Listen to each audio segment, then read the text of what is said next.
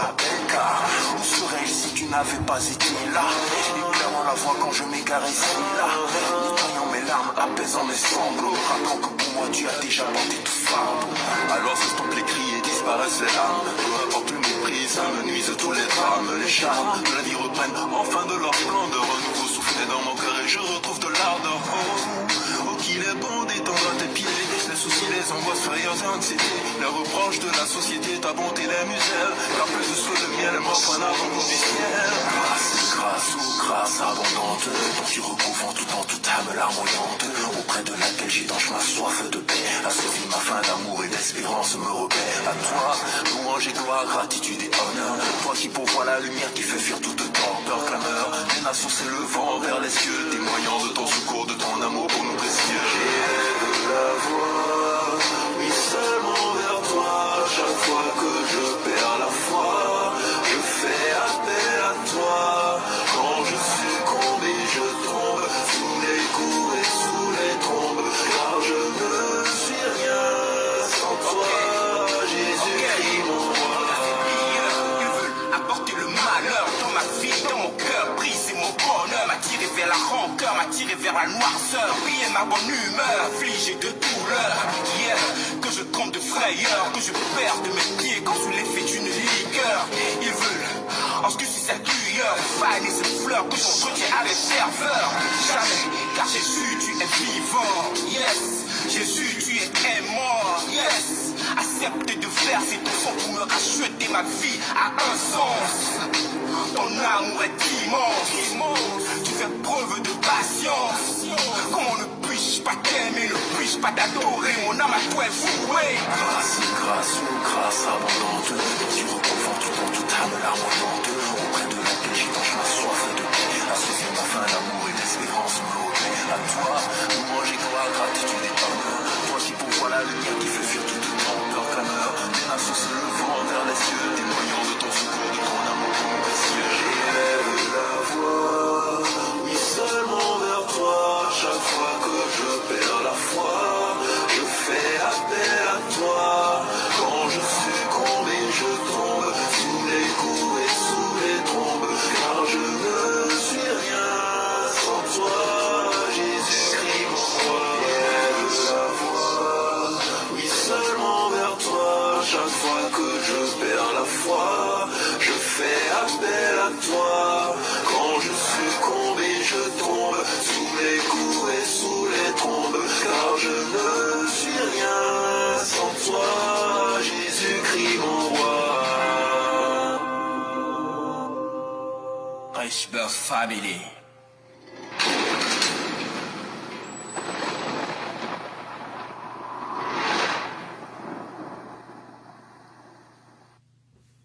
Radio Spiritualité Chrétienne.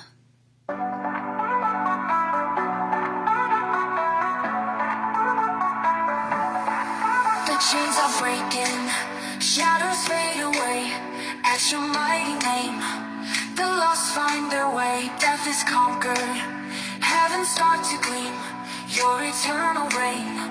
Our souls redeem, walls are crashing, screams are silenced low, your victory's blast makes our spirits glow. Crowned in glory, King of all kings, your love triumphant, in us it sings. Darkness flees, the light begins to rise, in your name Jesus, our spirit flies. You reign supreme, eternally, your victory's anthem, our galaxy. Nations tremble, rulers bow their heads, your power explodes, where fear once spreads, chains are shattered, souls are set free, your precious blood, our liberty, heavens open, angels start to chant, your endless triumph, our hearts enchant. Crowned in glory, King of all kings, your love triumphant, in us it sings. Darkness flees, the light begins to rise, in your name Jesus, our spirit flies. You reign supreme, eternally, your victory's anthem, our galaxy. In the silence, your spirit's our guide through the storm. Your hand will provide, you're our strength, our hopes embrace. In your victory, our saving grace.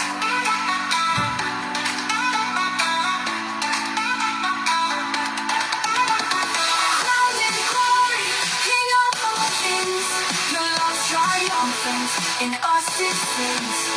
Darkness flees, the light begins to rise. In your name, Jesus, our spirit flies. You reign supreme, eternally. Your victory's anthem, our galaxy.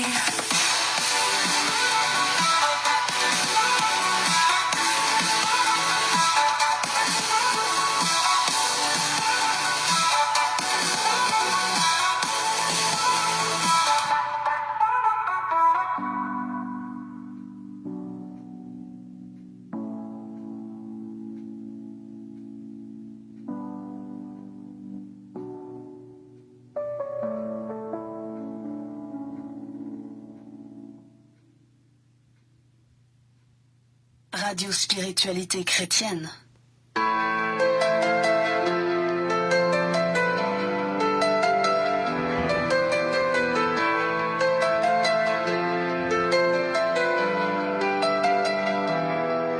Les chaînes tombent, les ombres s'effacent.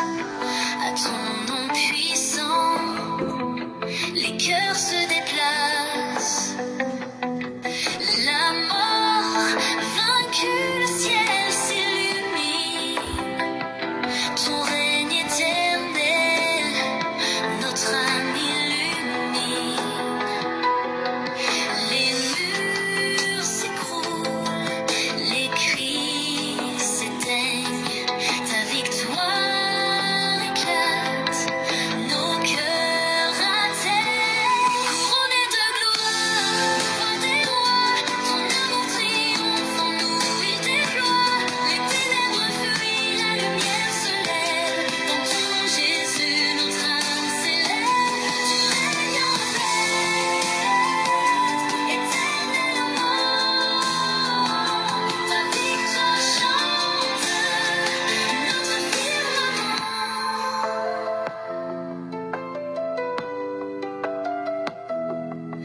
Les nations tremblent, les rois s'inclinent. Ta puissance éclate, nos cœurs s'animent. Les chaînes brisées, les âmes libérées, ton sang précieux, notre âme rachetée. Les cieux s'ouvrent, les anges chantent. Ta victoire éternelle, nos cœurs enchantent. Couronnés de gloire, roi des rois, ton amour triomphe en nous, il déploie. Les ténèbres fuient, la lumière se lève. Dans ton nom, Jésus, notre âme s'élève. Tu règnes en maître, éternellement. Ta victoire chante notre firmament.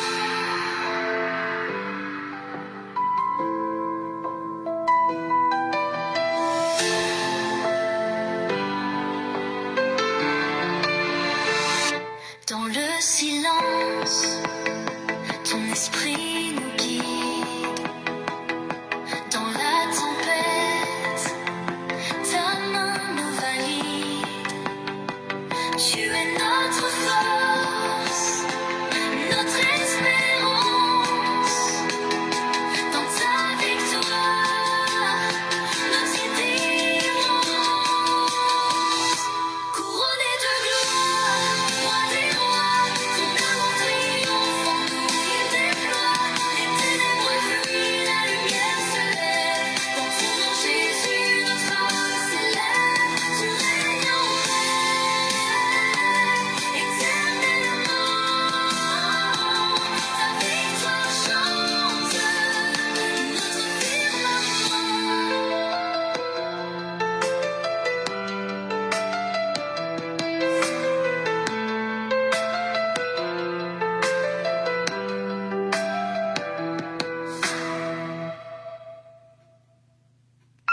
Radio Spiritualité Chrétienne.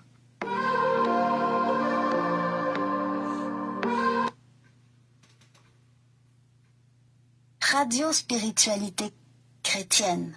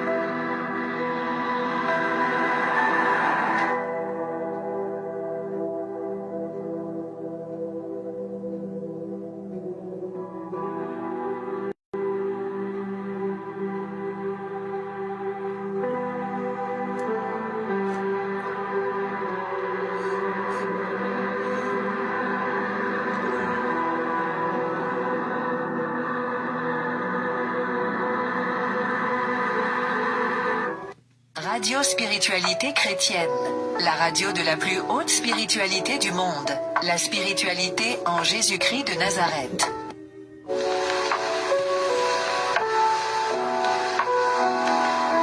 Radio Spiritualité Chrétienne, la radio de la plus haute spiritualité du monde, la spiritualité en Jésus-Christ de Nazareth.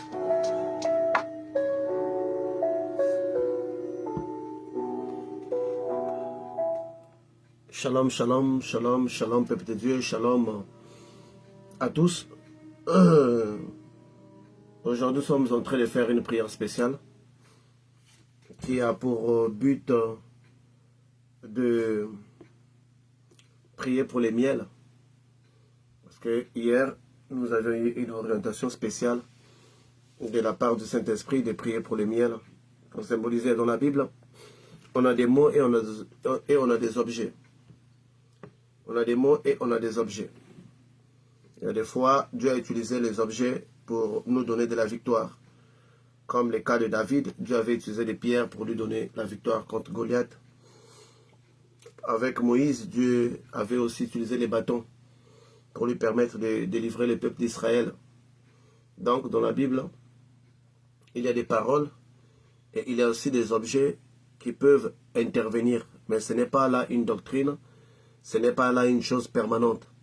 C'est quelque chose qui peut intervenir une seule fois dans votre vie et puis plus jamais. Donc, David n'a plus fait usage des pierres dans ses batailles futures. Donc, dans ses batailles futures, David n'a plus jamais utilisé les pierres pour faire tomber ses ennemis. C'est comme ça la Bible. Donc, il y a des choses qu'on peut utiliser une fois et puis on passe à autre chose, c'est une fois par la vie. Et le but de la prière que nous sommes en train de faire avec les miels avec lesquels, d'ailleurs, je pense que toutes les personnes qui sont connectées ont pu avoir le miel. Je parle de miel, je ne parle pas de l'eau sucrée. Je ne parle pas non plus de sirop d'érable. Je parle vraiment du miel.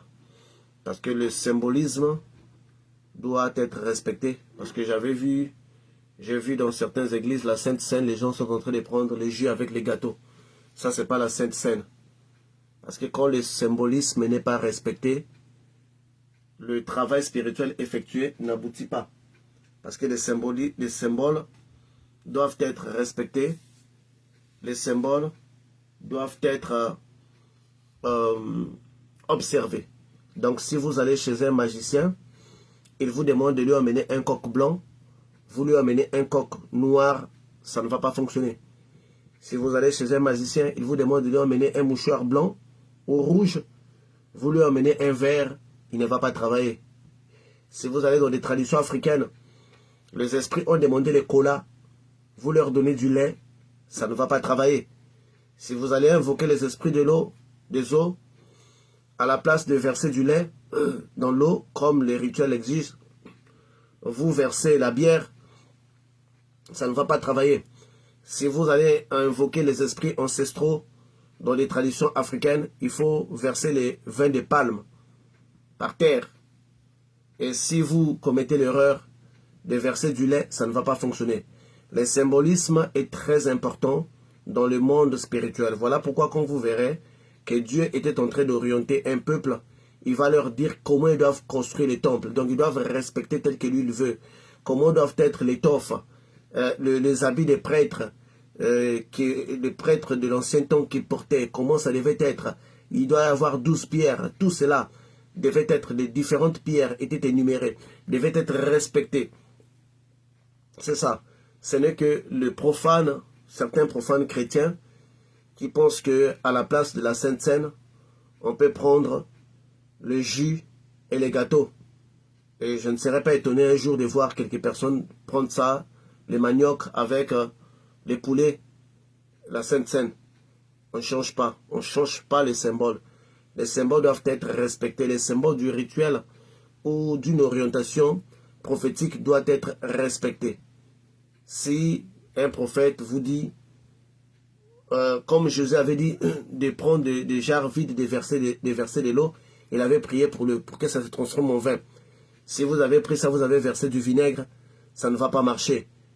À la mort de Jésus, les symboles devaient être respectés. Donc on avait plongé le vinaigre sur une éponge qu'on avait essayé de lui mettre à la bouche, tel que la prophétie avait dit. Donc les symboles et les objets doivent être vraiment respectés. Comme hier, le Saint-Esprit nous avait incité à obtenir le miel, parce qu'il y a certaines choses qui travaillent de l'extérieur et il y a d'autres choses qui travaillent de l'intérieur. Toute chose qui travaille de l'intérieur est plus puissante qu'une chose qui travaille de l'extérieur. Dans la spiritualité, c'est comme ça. Le péché est puissant dans notre vie parce que nous avions mangé les fruits. Et pour l'annuler, le Christ, effectivement, il nous avait fait manger son corps. Parce que c'est entré par la nourriture. Ça devait être annulé aussi par la nourriture. De ceux-là qui sont des Africains, ils savent que pour qu'une force soit, pour que la sorcellerie puisse être puissante, la personne doit manger la viande. Doit manger la viande. Et même pour que certaines personnes certains prophètes puissent opérer puissamment dans le monde spirituel, Dieu était obligé de leur donner des livres, comme Ézéchiel, comme Jean. Un livre, il doit manger les livres. Il mange un livre. Et ces livres-là, les livres prophétiques ont toujours deux goûts. Il y a le goût de miel et à la fin, c'est amer. Si vous les lisez dans Jean, vous les lisez dans Ézéchiel, vous les lisez, je pense, dans Daniel aussi, il y a au moins 4 prophètes qui ont eu cette expérience de manger le livre. Il y avait toujours le miel. Donc le miel n'est pas seulement évoqué dans le contexte de Salomon, de Samson plutôt. Le miel est évoqué aussi dans le contexte de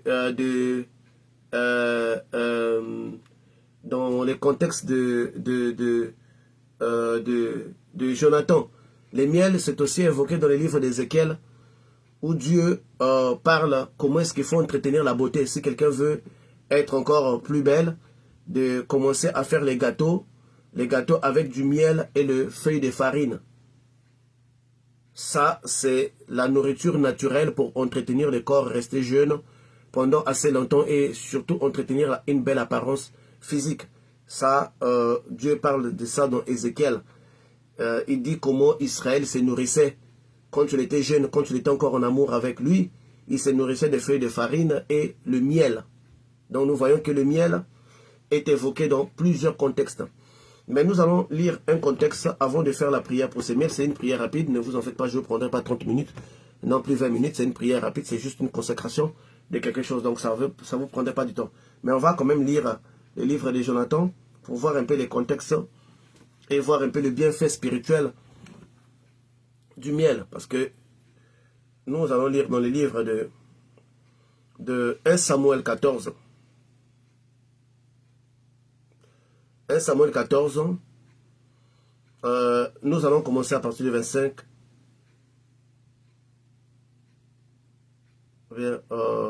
Bon, on va commencer à partir du 24. Donc 1 Samuel 14, 24.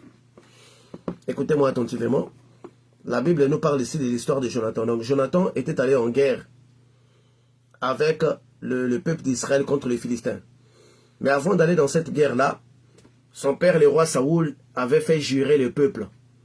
Avait fait jurer les peuples de jurer, de faire un serment, de ne rien manger jusqu'à ce qu'ils vont vaincre les adversaires. Or, un guerrier a besoin de s'alimenter, un guerrier a besoin de manger. Et Jonathan avait trouvé ce serment-là insensé, parce que les gens sont dans la bataille, le minimum qu'ils pouvaient faire, c'est de se nourrir. Donc, il n'avait pas respecté ce serment-là que Saoul avait donné. Donc, on va lire pour une bonne compréhension. 1 Samuel 14, 24. La journée fut fatigante pour les Israélites. Saoul avait lié le peuple par un serment en disant: maudit soit l'homme qui prendra de la nourriture avant le soir, avant que je me sois vengé de mes ennemis. Et personne n'avait pris de nourriture. Tous les peuples étaient arrivés dans une forêt. Il y avait du miel à la surface du sol. Dans une forêt, il y avait du miel à la surface du sol. Lorsque le peuple entra dans la forêt, il vit le miel qui coulait. Mais personne ne porta la main à la bouche, car le peuple respectait les serments. Quant à Jonathan, il ignorait les serments de son père, avait fait faire au peuple. Il avança le bout du bâton qu'il avait à la main, le plongea dans un rayon de miel et le ramena à la bouche. Et sa vue devient claire. Sa vision s'améliora. Ici, de quelle vision on nous parle? Sa vue devient claire. Nous savons que Jonathan n'avait pas un problème de vue, il n'avait pas un problème de vision. Et même si le peuple avait faim, ils n'avaient pas un problème de vision. Nous allons continuer.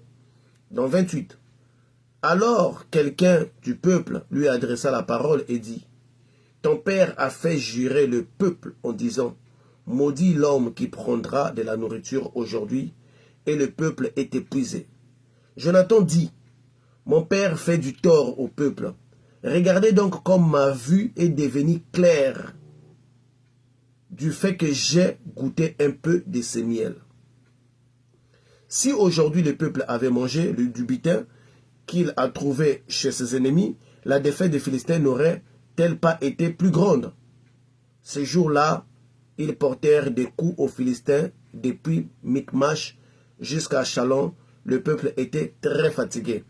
Et il jeta sur les butins, il prit les brebis, le bœuf ainsi que autres. Ici, nous voyons que la Bible nous dit quand Jonathan mangea du miel, sa vue s'améliora. Ici, nous savons tous, ici, il ne s'agit pas de la vue des yeux comme ça, de la vue que nous utilisons pour voir, parce que tous les peuples étaient capables de voir du miel, tous les peuples étaient capables. Mais il y a quelque chose en Jonathan qui s'était ouvert en mangeant ce miel qu'ils avaient trouvé par terre, qui coulait. La Bible nous dit qu'ils entraient dans une forêt, et dans cette forêt, il y avait des miels par terre. C'est très étonnant, parce que nous savons, lorsque les abeilles font leur essaim, il n'y a pas de miel qui tombe par terre, c'est la chose la plus conservée. Il n'y a pas des seins d'abeilles où des miels coulent. C'est tellement trop protégé que c'est vous qui devrez prendre ça pour aller les recueillir. Comment est-ce qu'ils peuvent être dans une forêt, toute une forêt, il y avait des miels par terre. Donc ici nous voyons un aspect spirituel. Ici nous voyons que Jonathan, c'est lui qui était le leader, c'est lui qui était le fils de Saoul, donc c'est lui qui était à la tête. Il devrait avoir l'éclairage qui provenait de ces miels-là. Il en mangea, il fut éclairé. Et lorsque nous repartons sur Samson, à Samson, nous avions dit quoi? À Samson, nous avons dit que c'est l'objet de victoire. Parce que l'objet de victoire, nous avions dit que le miel symbolisait la victoire qui venait de la dépouille du lion. Donc, ce miel aujourd'hui pour lequel nous allons prier pour ça, afin que ce miel devienne la victoire, afin que ce miel devienne notre butin, afin que ce miel en nous, parce que la Bible dit que Samson plutôt les mangea durant la route. Et ce miel en nous, que ça puisse nous ouvrir la vue, la vision, que ce miel puisse nous éclairer. Nous allons prendre également ce miel pour que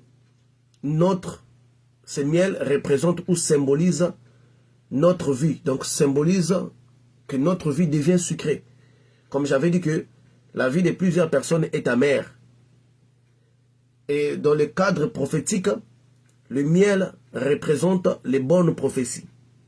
Donc la prophétie est symbolisée par un sucre comme le miel et amer. Amer, ce sont les malédictions. Quand Dieu se fâche, il dit que je vais vous détruire. Mais quand Dieu vous donne des promesses qui sont là pour vous faire avancer, des promesses de joie, de bonheur, c'est le miel. Donc chaque prophète en lui, il contient du miel et il contient aussi une partie qui est amère. Donc les livres de la prophétie est doux et est amer au même moment. Mais nous, ce qui nous intéresse aujourd'hui, c'est du miel.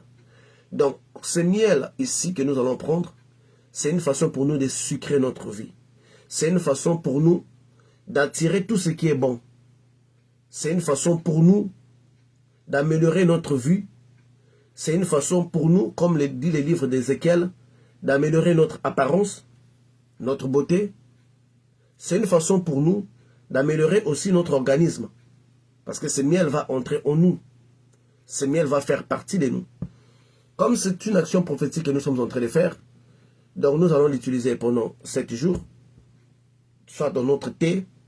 Moi, je n'arrive pas à prendre le miel comme ça, c'est trop sucré, je trouve. Donc, je le mets très souvent dans mon thé.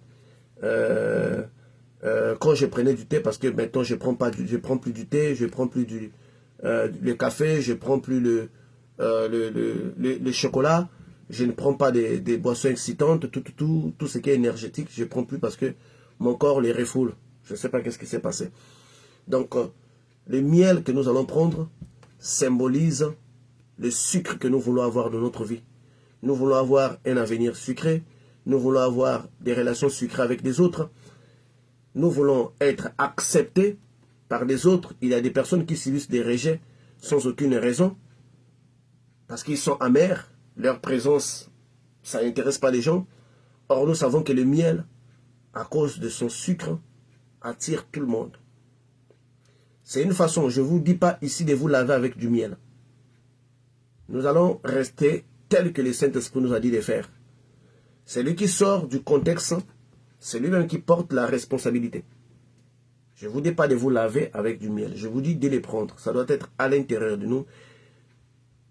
Puisque ça va être le miel consacré, donc tout va se passer à l'intérieur de nous. Je suis obligé de vous rappeler les instructions. Parce que toutefois que Moïse devrait ramener le peuple à rencontrer Dieu ou observer quelque chose que Dieu les avait donné, il insistait sur les instructions pour que le peuple les respecte. Si vous avez votre miel, vous allez tenir avec votre main droite. Et moi, je vais faire une prière rapide sur ça. Et à partir de là, nous allons commencer à les consommer. Je pense que tout le monde ici a le miel. Et tout le monde a pu en acheter ou d'autres ont pu trouver les essaims d'abeilles. Bien qu'ils se sont fait piquer, mais je pense qu'on a tous du miel. Donc on va les tenir avec notre main droite. Et moi je vais faire la prière. Je vous prie de les tenir avec votre main droite. Et je vais faire la prière. Vous allez juste écouter la prière. Et vous allez juste dire Amen. Parce que je suis en train de les consacrer. Comme on consacre de l'huile d'olive. Comme on consacre tout ce qu'on consacre. Je vais les consacrer. Si vous êtes prêts, je vous donne encore une minute. De les tenir avec la main droite. Il y a encore des gens qui sont en train de confondre gauche et droite. Non, Naomi, ça c'est gauche. Droite, j'ai dit droite. Donc il y a des gens qui sont encore en train de confondre gauche et droite. Ils cherchent encore, voilà. Main droite. Tenez-les avec votre main droite. Tenez-les avec votre main droite. Je vais prier. Éternel Dieu d'Abraham, d'Isaac et de Jacob, je te remercie de ce que tu es Dieu. Je te remercie de ce que, par ta parole, par l'écrit, tu nous as donné des victoires. Et par des objets, tu nous as également donné des victoires. Tu nous as démontré que tu as travaillé avec tout. Tu as travaillé avec les vents. Tu as travaillé avec les eaux pour détruire les déluges. Tu as travaillé avec des pierres pour faire tomber des ennemis. En fait, tu as travaillé avec tout et tu as donné des victoires. Seigneur, nous avons fait cette prière profonde sur Samson. Seigneur, Samson avait trouvé le miel sur le corps du lion qu'il avait tué. Il en mangea durant sa route et il en donna aussi à sa famille. Seigneur, que ce miel représente l'objet des victoires. Tout ce que a été englouti par les diables, tout ce qui a été englouti par Satan, par les démons, que nous avions vaincus, ou que toi tu avais vaincu sur la montagne de Golgotha, est représenté par ce miel que nous allons prendre. Ce miel dans notre corps va apporter la restauration. Ce miel dans notre corps va apporter même la guérison de certaines maladies. Ce miel dans notre corps va restaurer beaucoup de choses. Notre apparence, notre vue, comme ce fut le cas pour Jonathan. Ce miel dans notre corps va créer l'attirance. Ce miel dans notre corps va briser le rejet. En un mot, va sucrer notre vie. Seigneur Dieu Tout-Puissant, Créateur du ciel et de la terre, je viens à toi en ton nom, dans ta dimension le plus élevée. Car l'Éternel, lorsque ta parole incarne en quelque chose, cette chose devient un objet de victoire. Avec une simple mâchoire, Samson avait tué 3000 personnes ce jour-là, avec une simple mâchoire. Seigneur notre Dieu, tout ce qui est associé en ton nom, selon l'inspiration de ton esprit, devient un pouvoir absolu. Je déclare maintenant, par les noms puissants de Jésus-Christ sans arrêt, que l'Esprit de Dieu se déverse dans chaque flacon, bouteille, bocal de miel qui sont dans différentes maisons, qui sont en train de participer dans cette prière ou qui en participeront dans les jours à venir par les noms puissants de Jésus-Christ de Nazareth. À la consommation de ces miels, que ceux qui ont souffert le rejet puissent être désirés. Que ceux qui ont souffert, qui ne pouvaient pas attirer la clientèle dans leurs affaires, dans leurs contrats de travail, dans leurs relations, que leur vie devienne sucrée. Que cette route que nous allons faire, Seigneur, ces miels représentent pour nous aujourd'hui une autre nouvelle dimension que nous entrons. Nous l'entrons en ton nom, dans ta grandeur et dans ta puissance. Ceci n'est qu'un objet, mais c'est à cause de ton nom que cet objet devient miraculeux. C'est à cause de ton nom que l'ombre de pierre guérissait les malades. Et aujourd'hui, nous, on n'a pas l'ombre de pierre, mais on a le miel. Seigneur notre Dieu, déverse ton esprit dans ces miels.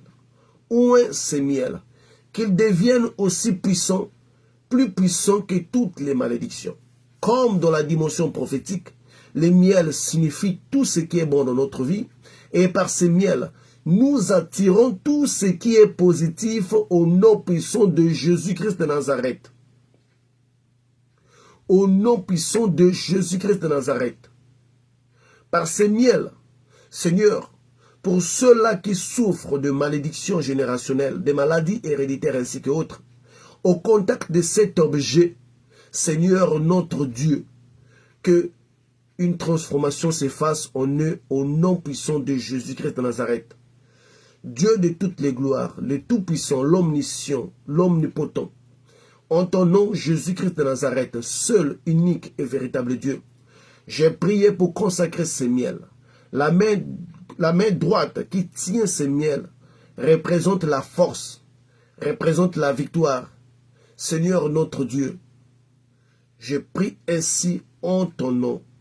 Seigneur, déverse ton esprit et que ton ange passe sa main dans toutes les bouteilles bocales ou récipients qui contiennent le miel ce soir, par le nom puissant de Jésus-Christ de Nazareth.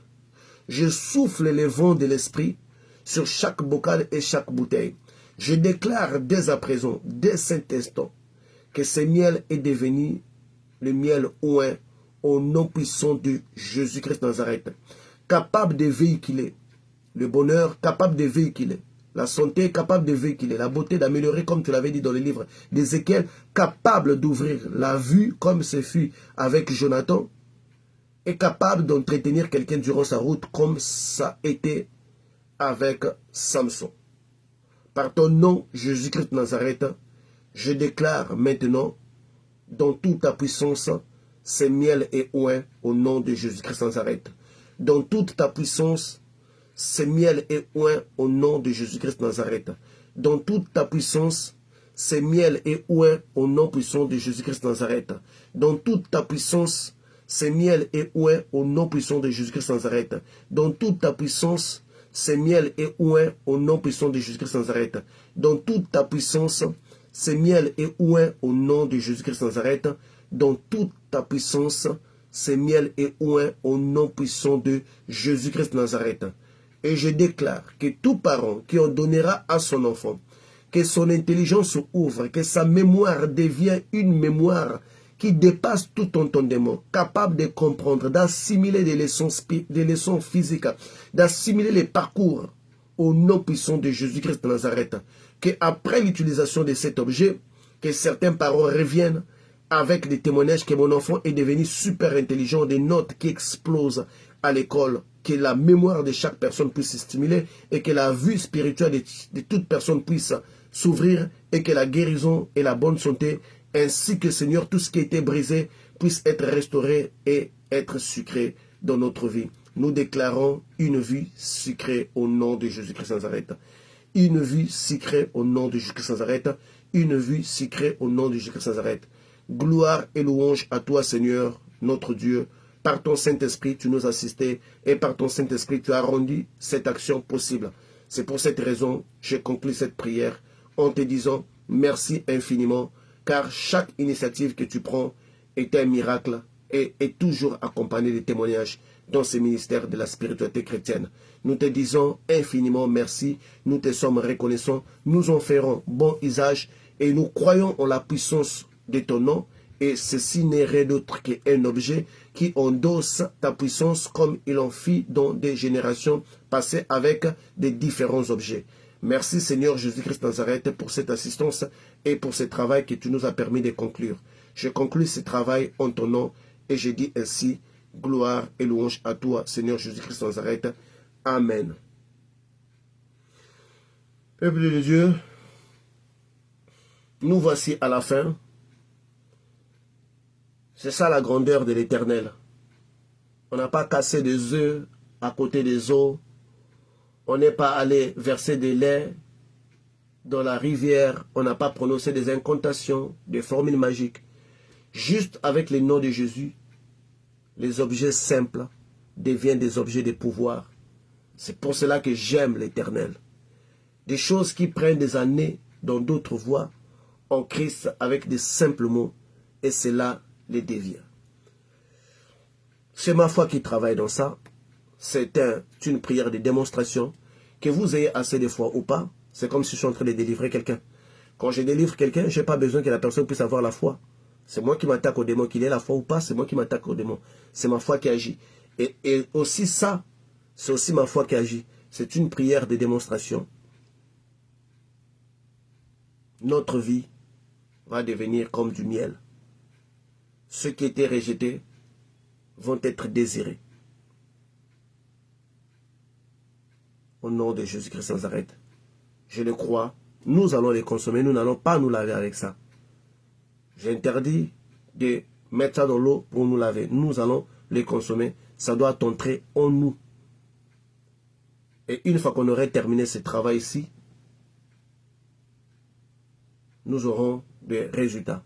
Donc, le bocal de miel, vous allez l'utiliser dans votre thé, vous pourrez les prendre normalement. Et nous vous prions de nous envoyer vos expériences spirituelles qui vont accompagner cela et vos témoignages. Pour que cela puisse être possible, c'est juste entrer dans nos communautés. Dans tous les pays du monde, il y a des communautés de la spiritualité chrétienne. Additionnez-vous dans la communauté de votre pays. Si vous ne savez pas quelle est la communauté de votre pays, c'est juste nous écrire sur notre numéro standard. Pour ceux-là qui sont à la radio, l'icône WhatsApp qui est en haut, si vous cliquez, vous allez avoir notre numéro. Pour ceux-là qui sont sur Facebook, le numéro est affiché sur l'écran. Nous allons vous orienter vers la communauté afin que nous puissions traiter vos rêves et que nous puissions faire le suivi de vos rêves et l'interprétation de vos rêves. Donc que le Dieu d'Abraham vous bénisse et que votre vie devienne douce comme le miel à partir de ce soir, au nom de Jésus-Christ de Nazareth. Nous avons ainsi prié. Amen. Ok, peuple de Dieu, nous allons vous laisser passer une excellente nuit. Nous vous attendons vos témoignages. Nous attendons l'ouverture des portes. Nous attendons des expériences spirituelles. Donc, c'était le professeur Patricio de Jésus, du groupe Spiritualité Chrétienne. Bye bye. Radio Spiritualité Chrétienne, la radio de la plus haute